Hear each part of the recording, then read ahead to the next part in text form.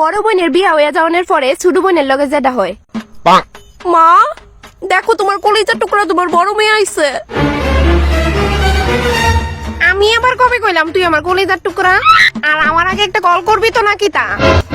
আমি তোমার সারপ্রাইজ দিতে আসছিলাম তাই কল করছি না। আচ্ছা জামাই কই? হ্যাঁ আইছে না, হ্যাঁ বলে অফিসে জরুরি কাজ আছে। তাহলে তোর শাশুড়িরে নিয়ে এলি না কেরে? কেরে আমি যাইছি তোমার খুশি লাগতেছে না নাকি তা? তোর পাগলি একটা মা কি কোনোদিন খুশি না হইয়া পারে? আচ্ছা মা ছুটকে কই? তাই স্নানে গেছে। বাবা এত তাড়াতাড়ি স্নান? আমি থাকতে দেখি বেলা 3টা বাজে স্নান করতো, এখন দেখি আমার বিয়ার পর তার লাইফস্টাইলে চেঞ্জ হয়ে গেছে গা। তাই তখন আস্তে আস্তে বড় হইতাছে না, নিজেরটা নিজে এখন ভালোই বুঝে তাই। তা বললা সকাল 10টায় স্নান? আচ্ছা বেশি চেঞ্জ হয়ে গেছে আমার বিয়ের পরে। আচ্ছা কহ তোর জামাই শ্বশুর বাড়ির লোকজন তারা কেমন আছে? হ্যাঁ ভালোই আছে। মা তুমি যাইও মাঝে মধ্যে আমার শ্বশুর বাড়িতে, আমার একা একা ভালো লাগে না, নইলে ছুটকিরে পাঠাই দিও। ছুটকির পড়াশোনা আছে, তাই যদি তোর শ্বশুর বাড়িতে যাও গিয়ে আয়া পড়তে লাগবো তাই।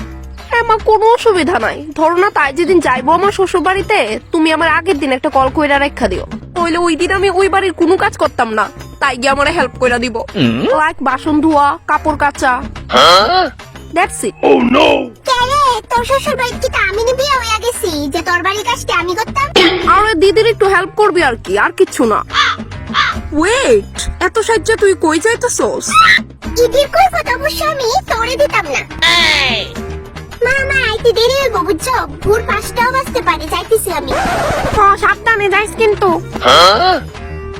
দাঁড়াও মা, এই তুই দাঁড়া।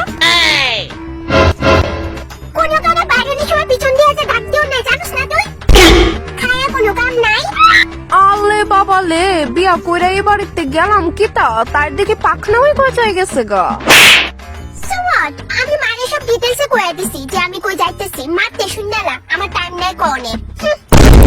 ছুটকি দাঁড়া কইছি, ছুটকি মাথায় কই যাইতেছে? হ্যাঁ কই যাইতেছে? তার বলে ইম্পর্টেন্ট মিটিং আছে। ওরে বাপরে চাকরিও করতেছে নাকি তা তোমার মায়া পড়াশোনার লগে লগে? তোর স্কুলের মিটিং তাই ভলেন্টিয়ার তো এলিকা এত সাহায্য চাইতে লাগে? শুনো মা আমি তোমার একটা কথা কইয়া রাখি, আমি যাতে এরকম না শুনি যে তার কোনো ছেলের লগে চক্কর চলতেছে।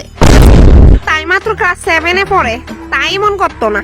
আরে মা এখনকার জেনারেশনটাই ওরকম, তাই লাভ ম্যারেজ কিন্তু তুমি একদমই অ্যাকসেপ্ট করবা না, তাই অ্যারেঞ্জ ম্যারেজ হইব, এটা আমি কইয়া রাখলাম। তুই দেখি লাভ ম্যারেজ করলি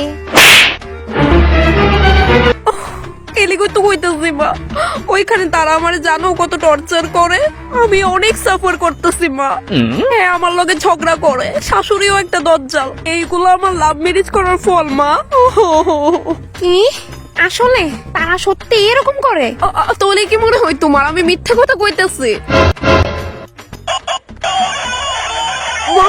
দাঁড়াও, হ্যাঁ ফোন করছে মা, 1 মিনিট। হ্যালো হ্যাঁ শুনতেছি।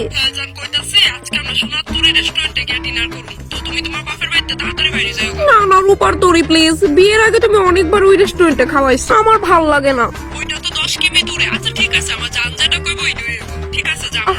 আচ্ছা কিন্তু শ্বশুর মশাই শাশুড়ি মা তার আর কি হইব? সত্যি আমার শ্বশুর শাশুড়ি তো বেস্ট। ওকে ডান, ঠিক আছে ঠিক আছে, হ্যাঁ রাখে। ও কিতা জানি কইতাছিলাম মা।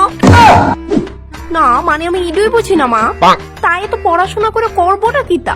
দেখো মা আমি তোমার ভালা কথা কই, আমার কাকা শ্বশুরের দিকে দেওয়ার আছে, দিয়া লাও বিয়া, হাত টিকা পরে ছুটতে গেলে কিন্তু শেষ। না না তাই এখন বাচ্চা মানুষ, তাই আরো পড়াশোনা করবো, তুই চিন্তা করিস না, তাই আমরা অ্যারেঞ্জ ম্যারেজ দিব। কারণ আমি চাই না লাভ ম্যারেজ করে আমি যা যা ভুগতেছি তা ছুটকিও ভুগো।